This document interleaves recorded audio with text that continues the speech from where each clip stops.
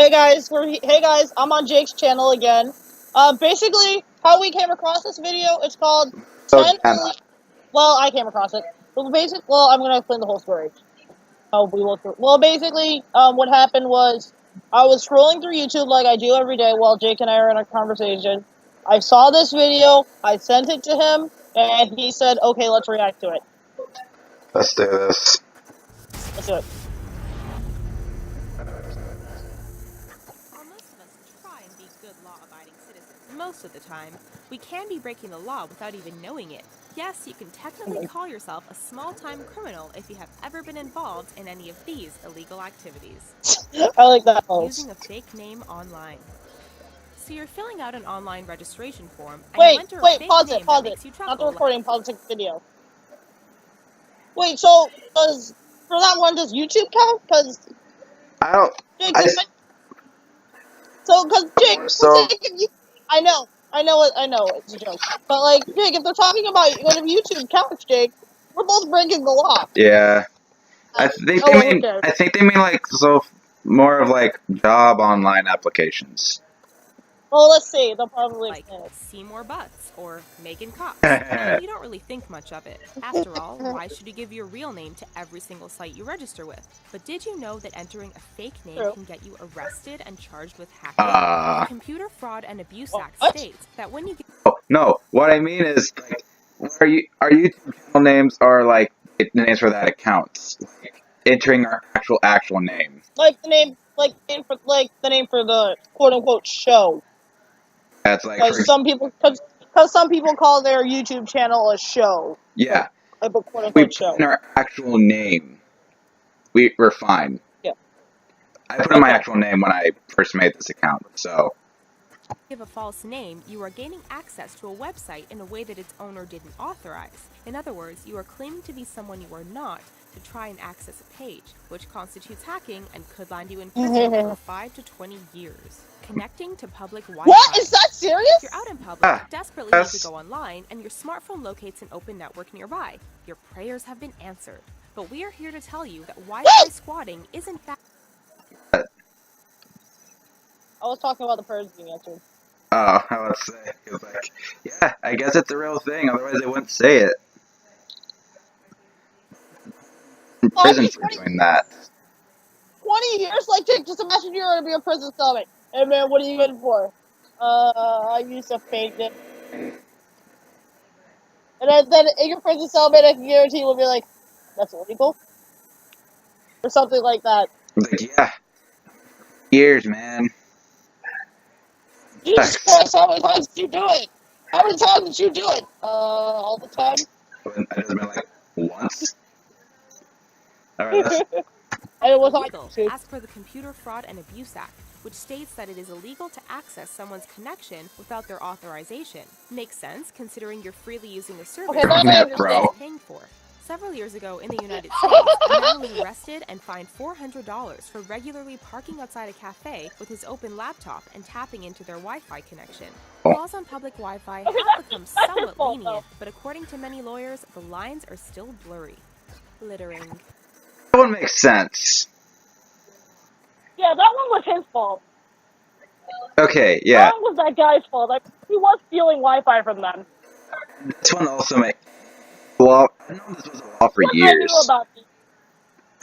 One I think everybody knew about, but I guess they're gonna explain how serious. Without thinking much of it, but watch out, you litter bug, because in many North American cities, littering is a criminal offense. In California, for example, the punishment for a first-time litterer begins with a $100 fine and 8 hours of picking up roadside litter. Ow. In Washington State, throwing a lit cigarette on the ground is considered a Class B misdemeanor, with a fine of up to $2,500 and 5 years in prison. Throwing trash in water on highways and on properties is... Just saying, guys, Jake lives in Washington State. I'm not gonna say where. Yeah. But Jake lives in Washington State, so every time he sees, if he's pissed off about someone smoking and they throw it on the ground, he could be like, you know, I'm gonna get you back. 911, what's your emergency? The smoke lit cigarette on the floor. I was like, dear God. Okay, like, you know, the dramatic, they take off the glasses. Mother of God.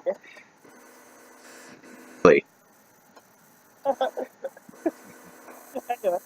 Considered a Class A misdemeanor and carries a maximum fine of $6,250 and 10 Jesus years in Christ! prison.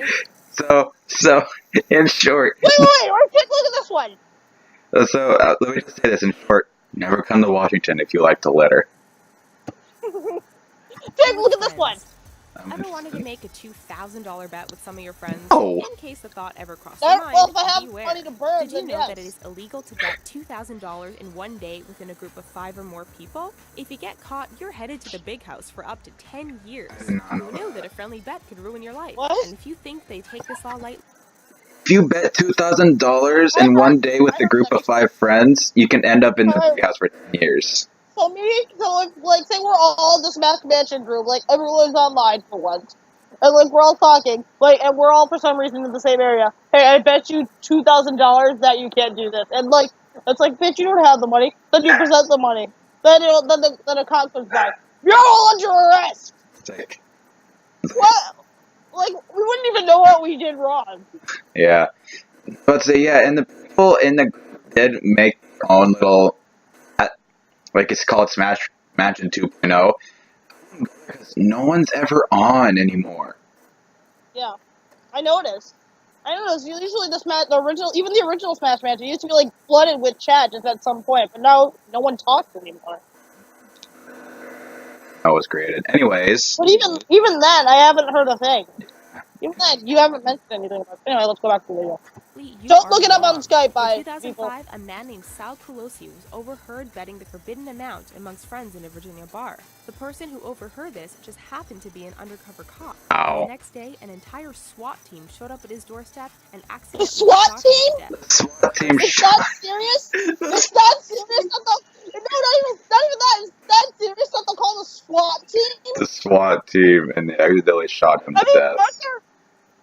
That's not even the point. Like, the SWAT, it's that serious that they call the SWAT team to investigate? What you doing? At some point. If the F-bomb is irregular in your vocabulary, you might want to watch that potty mouth.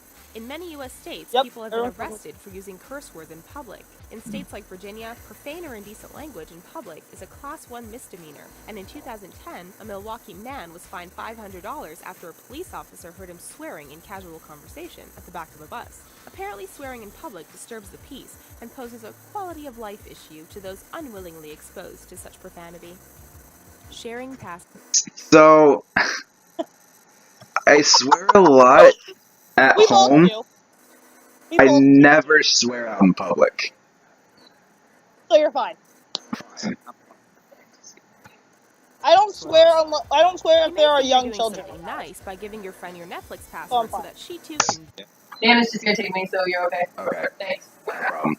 Binge watch her life away. And while we do believe you are a nice person, you're actually cheating the system by paying for one account and allowing access to multiple users. Maybe we can forgive you for giving the password to a close family member, but don't go spreading it around too much or you'll attract suspicion. Netflix has begun to find ways to stop people from password sharing. Sometimes, if there are too many people trying to access one account, Netflix will say it's currently unavailable. This is definitely one instance where sharing is not caring, but stealing. Not claiming your eBay earnings. Who uses eBay anymore? What? I loved how they used Netflix specifically for that, for the password sharing. Because everyone does it. Yeah. eBay is a fun online place to make money off items lying around the house that you simply don't need. And if you do your research and play your cards right, you can make quite the fruitful income.